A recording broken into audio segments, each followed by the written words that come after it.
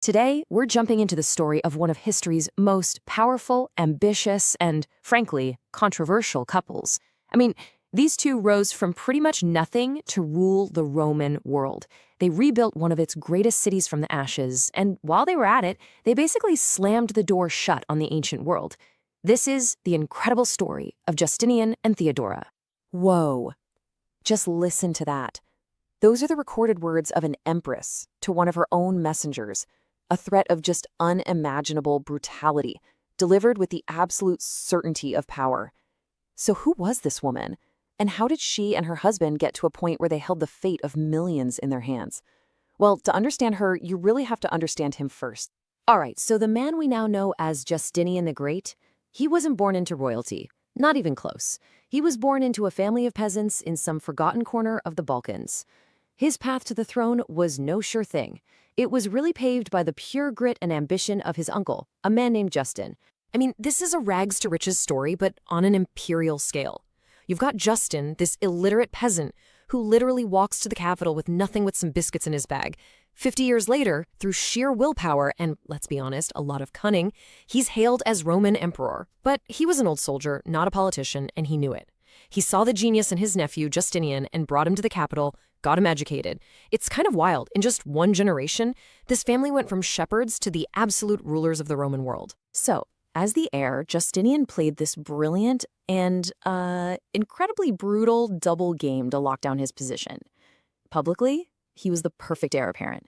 He looked super pious, he was bribing senators left and right, and he dazzled the public with these insane spectacles.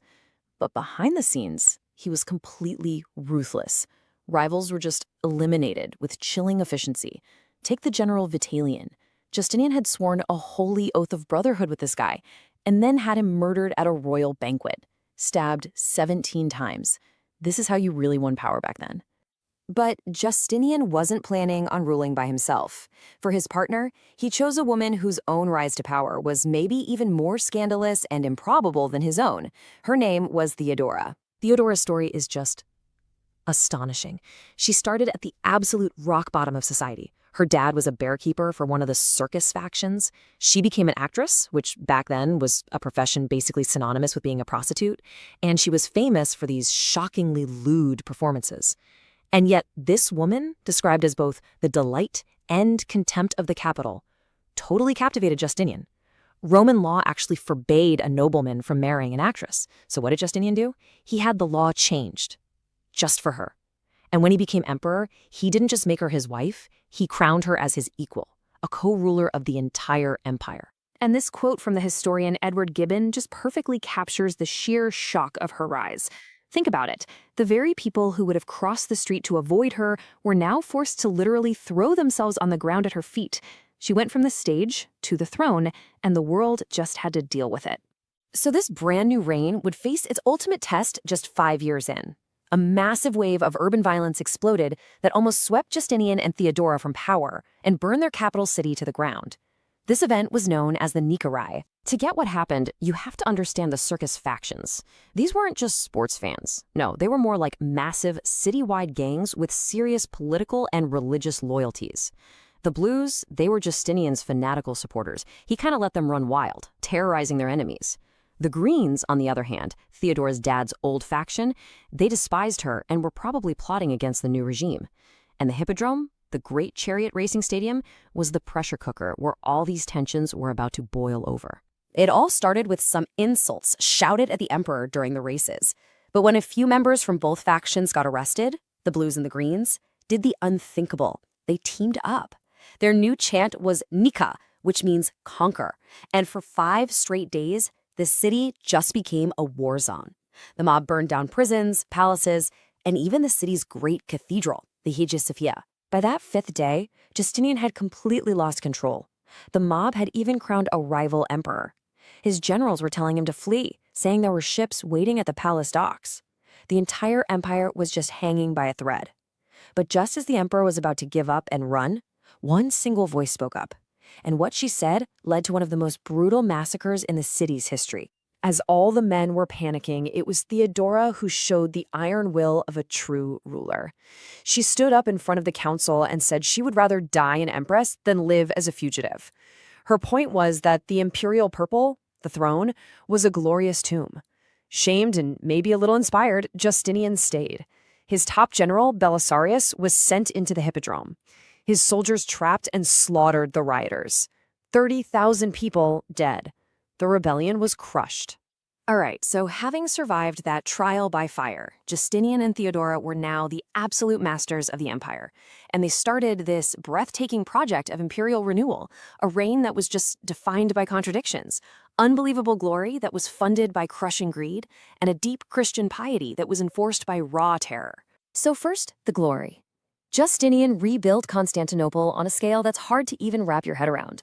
The crown jewel, of course, was the new Hagia Sophia, an architectural marvel with this massive dome that just seems to float on air, and they built it in under 6 years. When it was done, Justinian supposedly declared, "I have vanquished thee, O Solomon," which tells you everything you need to know about his ambition. The cost? One modern estimate puts it at over £1,000,000 sterling. For the 6th century, that's an almost unimaginable amount of money. But this magnificent new city was built on a foundation of ruthless exploitation. Justinian's government was just rapacious. He set up monopolies that completely destroyed private industry. He literally sold off government jobs to the highest bidder, which led to corruption everywhere. He slapped crushing taxes on the people and even cut the pensions of his own military veterans. The empire was groaning under the weight of his grand vision. And yet, amidst all that greed, there were these moments of incredible ingenuity. For example, the empire was paying a fortune to its enemy, Persia, for Chinese silk. So Justinian solved this problem with a bit of industrial espionage. He sent 2 monks on a secret mission to the east, and they came back with priceless silkworm eggs hidden inside a hollow bamboo cane. With that one act of smuggling, they broke the Persian monopoly and basically reshaped the economy of the West for the next 1,000 years. And while Justinian was building and conquering, Theodora was keeping order through fear. She had her own network of spies and her own private prisons, dungeons so secret and so deep that enemies of the state would just vanish. Rumor was she personally oversaw the torture of her victims. Her spies were everywhere and her vengeance was swift and absolute. Finally, beyond all the wars and buildings and terror, their reign marked this profound turning point in history. You see, they didn't just rule the Roman Empire. They fundamentally changed what it was, decisively closing the door on the classical world for good. Take a look at this. In 529, Justinian, a deeply devout Christian, ordered the closure of the philosophical schools of Athens. He ended a 1,000-year tradition of Greek rational thought, just like that. 12 years later, he abolished the Roman consulship, an office that stretched all the way back to the founding of the Republic itself. With these 2 acts, he was symbolically snuffing out the last lights of classical Greece and Republican Rome. And this really is their complex legacy. Justinian and Theodora forged a totally new kind of empire. Christian, autocratic, all centered on their absolute power. They left behind a legal code that still shapes our laws today, an art of just transcendent beauty. But they built this new world on the ruins of the old one, replacing free inquiry with rigid faith. So the question on this slide is the one that still hangs in the air. What was the real price of their new empire? Imagine a world that's been completely shattered. An empire, once the master of everything it could see, is now just a relic. Its western heart lost to so-called barbarians. But way over in the glittering capital of the East, one emperor has this impossible dream to turn back the clock, to reclaim that legacy of the Caesars, and, well, to conquer the past. This is the story of that dream, and the man who was tasked with making it real. I mean, that's a wild question, isn't it? But back in the 6th century, this wasn't just some hypothetical. For the Eastern Roman Emperor, Justinian, it was a very real and unbelievably ambitious plan. The West was gone, carved up by Gothic and Vandal kingdoms. So how could one man, sitting on his throne in Constantinople, even think about piecing it all back together? So by the year 533, the memory of a single unified Roman Empire was really starting to fade. The West had been gone for more than half a century, and the East, while still a powerhouse, was pretty drained from a really costly war with Persia. But Justinian, having just signed a shaky, endless peace with his rival to the East, saw his moment. He turned his gaze west, not just for revenge, but for a total restoration. Okay, so let's get into this grand design. Justinian's ambition wasn't just to go on a few raids or to punish some enemies. No, he wanted to fully restore Roman rule. And for a mission this insane, he needed a general who was way more than just a soldier. He needed a living legend. This slide right here really puts the scale of the loss into perspective. On the left, you've got Rome at its absolute peak, one power basically controlling the known world. And on the right, you have Justinian's reality. The whole western half, gone. Italy, the actual heartland, ruled by Goths. North Africa, the empire's breadbasket, run by Vandals. He wasn't just trying to patch up a border, he was trying to reconquer whole continents. So the man for this impossible job was Belisarius. Now, he wasn't some noble with a famous last name. He was a Thracian peasant who climbed the ranks based on pure skill. He'd already proven he was a master strategist against the Persians, saving his entire army from being wiped out through just sheer tactical genius. Justinian wasn't picking a court favorite, he was picking the absolute best. First up on the list was the Vandal kingdom in North Africa. And this was a huge gamble, a massive naval invasion into hostile territory. But what happened next wasn't some long, drawn-out war. Nope. It was a fast, shocking display of military brilliance. Just think about this number for a second. 15,000 men. That's all Justinian sent.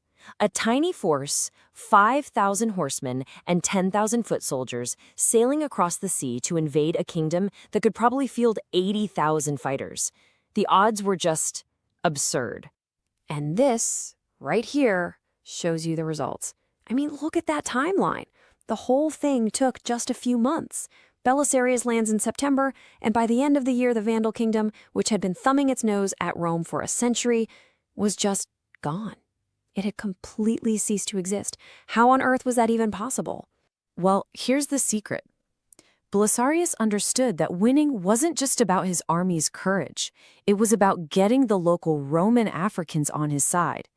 So when his soldiers started looting, he came down on them hard. He made it clear he wasn't another barbarian conqueror. He was a Roman liberator. And it worked. The locals, who hated their Vandal rulers, just opened their gates, sold him food, and welcomed his army. His genius was as much political as it was military. All right, with Africa back in the fold, the next prize was Italy itself, the ancient heart of the empire. After taking Sicily and Naples, Belisarius marched right into Rome. But this easy victory was about to lead to his greatest test, a brutal, year-long siege by a massive Gothic army that wanted the city back at any cost. And this is where things just get completely hopeless. I mean, look at these numbers. A Gothic army of 150,000 surrounds Rome. And inside? Belisarius has just 5,000 soldiers to defend 12 miles of ancient walls. That's a 30-to-1 disadvantage. It's a suicide mission. The Goths knew their only real chance was to take out the man himself. Early in the siege, during a fight outside the walls, some deserters pointed out Belisarius to the whole Gothic army, and the cry went up, "Aim at the bay horse." Suddenly, thousands of arrows and javelins were all flying at one guy. And yet, somehow, through his own skill and the bravery of his guards, he fought his way back into the city. His survival was nothing short of a miracle. So how in the world did he hold out for so long? Pure, unadulterated ingenuity. The walls were way too long to defend, so he turned the massive tomb of the Emperor Hadrian into a fortress. The Goths cut the aqueducts to starve them out, so he moored boats in the river to power new water mills for grain. Against their brute force, he used every clever trick of ancient engineering he could think of. For 1 year and 9 days, this brutal siege just ground on. And Belisarius, with his tiny little force, fought off every major attack, bled the Gothic army dry with daring raids, and just outlasted them. Finally, starving and totally demoralized, that massive Gothic army burned their camps and retreated in disgrace, having lost tens of thousands of men. Belisarius had saved Rome. So, Belisarius had conquered the Vandals, he'd defeated the Goths, he was the hero of the age, a modern-day Scipio Africanus. But his incredible victories on the battlefield were hiding a deep rot in his own life, a kind of poison that was spreading from the imperial court and from inside his own house. And this is where the story pivots from a heroic epic into a flat-out tragedy. Because while Belisarius was a master of war, a master of politics, he was completely blind to the betrayals happening right under his own roof, manipulated by the two most powerful women in the entire empire, his wife, Antonina, and the Empress Theodora. Okay, let's pull back the curtain on this dark secret history. While Belisarius was out leading armies, his wife, Antonina, who was a former charioteer's daughter and a very close friend of the Empress, was carrying on this blatant affair with their adopted godson, Theodosius. The whole army knew. The entire court knew. It seems like the only person who had no idea was Belisarius himself. And Antonina was absolutely ruthless when it came to protecting her secret. She didn't just silence people who knew, she destroyed them. Loyal servants who tried to warn Belisarius, they were murdered. Even her own son, Photius, wasn't safe. When he tried to tell his stepfather the truth, Antonina used her pull with the Empress to have him arrested, tortured, and then just left to rot in some secret dungeon. This toxic mix of battlefield glory and domestic poison, well, it couldn't last forever. Eventually, the nasty politics of Constantinople, all fueled by jealousy and fear, were gonna catch up to the great general. There's such a deep irony in this quote. When Belisarius celebrated his triumph over the Vandals, their captured king, Gelimir, was paraded through the streets. But he wasn't crying. He was just repeating this line from the book of Ecclesiastes. It seemed like a weird thing to say after losing your kingdom, but it was also this tragic foreshadowing of what was about to happen to Belisarius himself. The hero's success became his biggest problem. Emperor Justinian, probably egged on by his wife Theodora, grew incredibly jealous and suspicious of his super popular general. Belisarius was called back from Italy. His personal guard of 7,000 elite cavalry, which he paid for out of his own pocket, was taken away. He was publicly humiliated and slammed with a massive fine that basically wiped out his fortune. But the final humiliation was deeply personal. Threatened by the Empress, Belisarius was forced to get back together with his treacherous wife. The historian Procopius actually records this scene of just utter submission, where the conqueror of two kingdoms fell on the floor, kissed his wife's feet, and promised to be her slave, all just to save his own skin. And it all comes down to this one final question, posed by the historian Edward Gibbon. What are we supposed to make of this man? A peerless general, a strategic genius, a hero who brought half an empire back from the dead. And yet, he put up with public disgrace and personal dishonor with a patience that seems almost superhuman. Was this loyalty a sign of godlike strength, or was it a weakness that fell below the character of a man? It's a question that just echoes through history. Let's talk about the Roman Empire in the 6th century. On the surface, it looked like a global superpower, right? The mighty heir of Augustus stretching from Spain all the way to Syria. But if you peel back that glittering golden veneer, you'd find that Emperor Justinian's empire was, well, it was a mirage. It was a giant, yeah, but an exhausted one, stretched to its absolute breaking point. So that gets you thinking, doesn't it? How does a superpower actually fall? Is it always some big, dramatic final battle, a single cataclysm that brings the whole structure crashing down? Or is it something a little more insidious? Well, the story of Justinian's Rome suggests it's a much slower, more agonizing process. It's not one single mortal wound. It's more like a death by 1,000 cuts, delivered on 1,000 different frontiers by a dozen different enemies. Just this slow, steady bleeding of manpower, of treasure, of confidence. And the very first cuts, they came from within. So before we even get to the enemies at the gate, we have to look inside. Justinian had this grand ambition, this dream of reconquering the West, which sounds amazing, but the whole thing was built on a dangerously hollow foundation. I mean, just look at the sheer scale of this decline. The legendary Roman army had withered from over 645,000 soldiers down to a mere 150,000. And this tiny force was supposed to defend this enormous territory. We're talking from Italy to Egypt, from Spain to the Persian frontier. They were spread impossibly thin, often went unpaid, and were just utterly exhausted. And this right here, this really gets to the heart of the problem. On one side, you had these military geniuses like Belisarius, a total beacon of old Roman competence, whose virtues, as the historian Gibbon put it, were his own. But on the other side, you had the state he was serving, an empire just riddled with corruption. Emperor Justinian, ambitious as he was also timid and paranoid. He was constantly undermining his best generals out of pure jealousy. So while Belisarius was out there conquering kingdoms, Justinian was back in his palace, basically trembling. All this internal weakness just made the empire a sitting duck. And the first cuts from the outside started coming from the north, right along the Danube River. It was like a revolving door of barbarian tribes, launching these constant draining raids. Among the most formidable of these groups were the Lombards. They were named for their long beards, and believe me, they were every bit as fierce as their name suggests. And here's a classic sign of imperial weakness. Justinian actually paid them to fight other tribes for him. But this kind of outsourced defense, as you can probably guess, totally backfired. These hired guards became just another source of bleeding, another cut, as they turned to plundering the very provinces they were supposed to protect. Oh, you have to hear this quote from another tribe, the Gepidai. It just drips with sarcasm. So after they seized a bunch of Roman forts along the Danube, this was their apology. They were essentially mocking the emperor, saying, hey, your empire is so big, you're obviously looking for people to give land away to. We were just helping you out. I mean, can you imagine? It shows a stunning lack of fear or respect for Roman power. Okay, so these border raids were small cuts. Annoying, draining, but maybe not fatal on their own. The threat of a truly mortal wound, though, came from the east. This is where Rome faced its old rival, its peer superpower, the Sasanian Persian Empire, led by the formidable King Chosroes. Chosroes was a fascinatingly complex guy.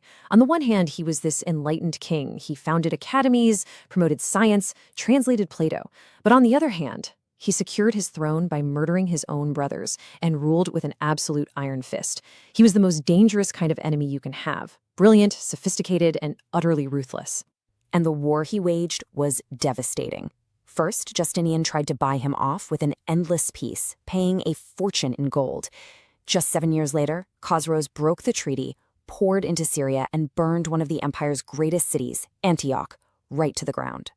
Decades of brutal fighting, and did not with a Roman victory, but with an exhausted truce that forced Rome to pay a yearly tribute. It was another deep, bleeding cut. As if a hollow army and wars on two fronts weren't enough, the entire geopolitical map was about to be completely redrawn. A new power exploded out of Central Asia, a people no one in the West had ever even heard of, the Turks. Their rise to power was absolutely incredible. They started out as slaves, forced to forge iron weapons for their overlords. Then a charismatic leader rallied them with a simple, powerful idea. Use the weapons you're making for yourselves. So they did. They rose up, shattered their masters, and in less than 50 years created this vast empire stretching from China to the Roman frontier. Just like that, a new superpower had entered the game. This new world order produced one of the era's strangest moments. An embassy arrives in Constantinople from a people called the Avars.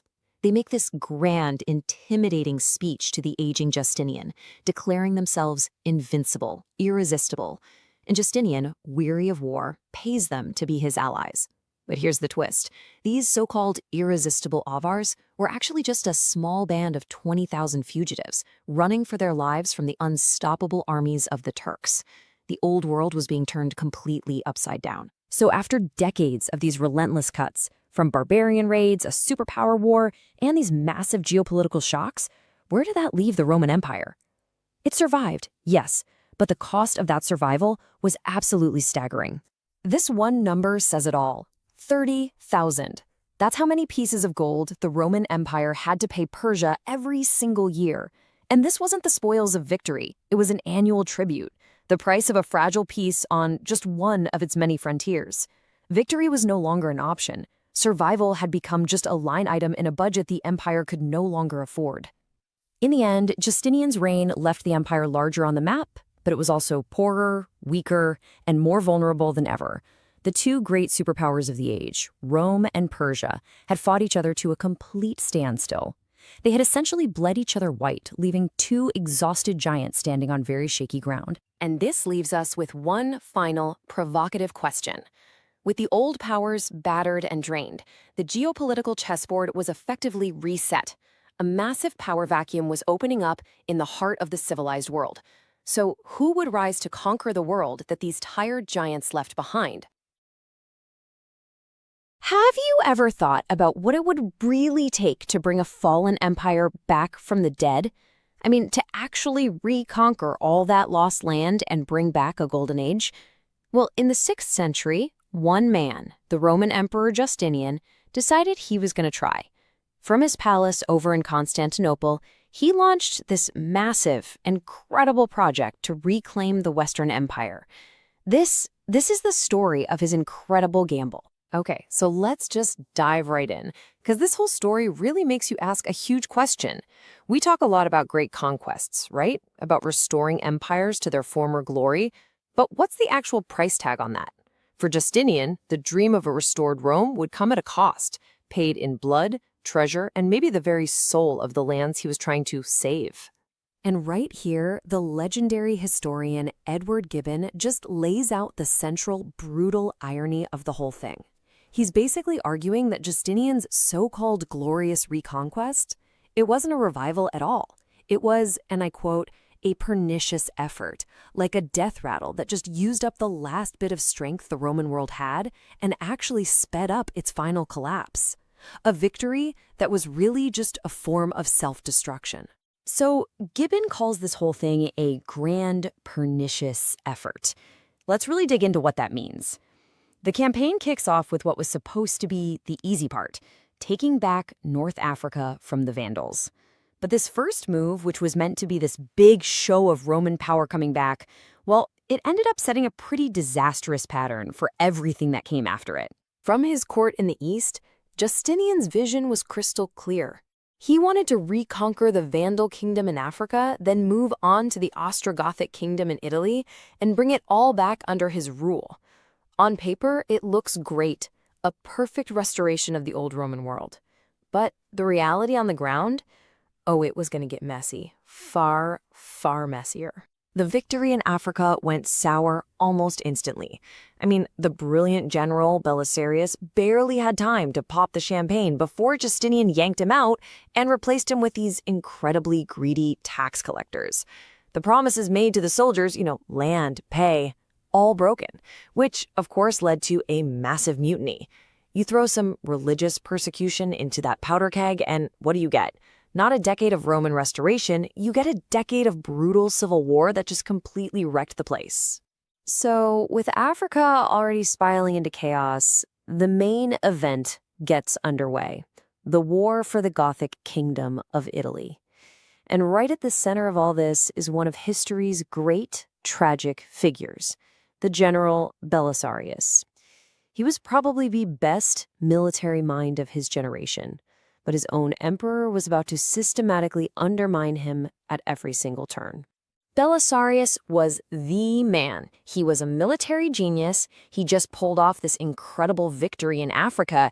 And get this, even his enemies, the Goths, had this deep respect for his skill and his character. He was the perfect person to make Justinian's dream a reality, if only he'd actually been given a real chance. So after some early wins, the war in Italy grinds to a halt. Justinian decides to send Belisarius back to finish the job.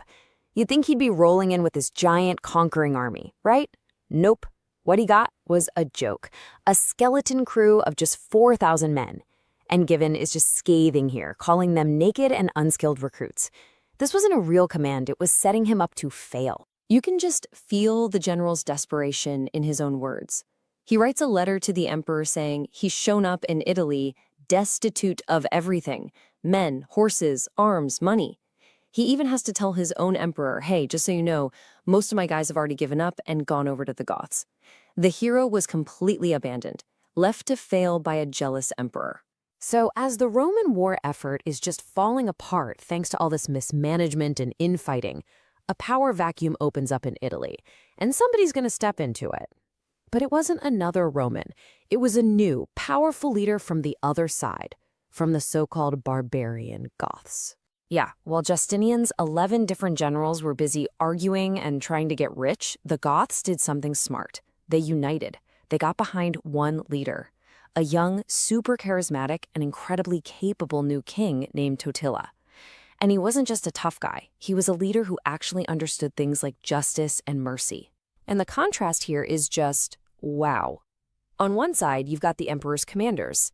They're so corrupt that one of their finance guys was literally nicknamed the Scissors because he would clip the edges off gold coins to cheat the soldiers. And on the other side, you have the barbarian King Totila, a guy who actually believed that a nation's morality was tied to its success. He was merciful, he protected civilians. It's a complete and total reversal of what you'd expect. So what happens when you have an abandoned hero and a bunch of corrupt commanders going up against a surprisingly virtuous enemy? Well, the prize they're all fighting over, Italy itself, is completely and utterly destroyed in the crossfire. And the sheer horror of it all is captured during the siege of Rome. The Roman governor in the city, a guy named Bessus, starts hoarding all the grain and selling it at insane prices while his own people starve. They're literally eating grass, nettles, mice. And Gibbon tells this just gut-wrenching story of a Roman father who, unable to listen to his 5 children crying for bread anymore, just covers his face, walks to the river Tiber, and throws himself in. That was the real cost of Justinian's war. This just shows you the pure chaos. The city of Rome, the eternal city, became this bloody pawn in a back-and-forth game. It changed hands 4 times in just 6 years. And every single time, every capture, every recovery meant more destruction, more death, and more ruin for a city that had once been the center of the entire world. So finally, after almost 20 years of this mess, Justinian decides to get serious. He gets rid of Belisarius and replaces him with a court eunuch named Narses. But look at what he gives Narses: a gigantic army, absolutely packed with foreign mercenaries, Lombards, Heruli, Huns, and backed by the full power of the imperial treasury. This is the exact army Belisarius had begged for and was never given. With that kind of overwhelming force, well, the outcome was pretty much a done deal. The Goths, led to the end by the noble Totila and then his successor Teias, are finally cornered and completely wiped out. The Gothic kingdom of Italy, after fighting heroically for 20 years, was just gone. So Justinian won. He got his victory in the end. But for what? After 2 decades of war, of famine, of plague, what was actually left of this restored empire? What did the reality on the ground look like? This right here tells the whole tragic story. Justinian, the emperor, dies after a reign that was just filled with disaster. Belisarius, our hero, is called back in disgrace, has his fortune taken, and dies stripped of all his honors. And the prizes they fought over? Italy and Africa are left completely depopulated and ruined. The Roman Senate itself, an institution that had stood for more than 1,000 years, it just ceases to exist. It vanishes. And you have to remember, the war wasn't even the only disaster. Justinian's reign was hammered by this awful triple scourge: war, famine, and pestilence. We're talking about the plague of Justinian, one of the deadliest pandemics in all of human history. It swept through the empire, killed millions of people, and led to what Gibbon called a visible decrease of the human species. Just unbelievable. So yes, officially, if you looked at the maps back in Constantinople, the Roman Empire was restored. Justinian could technically claim he ruled from Spain all the way to Syria. But that map, it was a phantom. It was the ghost of an empire. It was a victory won by destroying the very people and provinces it was supposed to be saving. And that leaves us with one final haunting question. I think I'll just leave you with this last image from Gibbon, describing what Africa was like after the Reconquest. He said, "A stranger could wander for whole days without meeting a single person. Not a friend, not an enemy, just silence.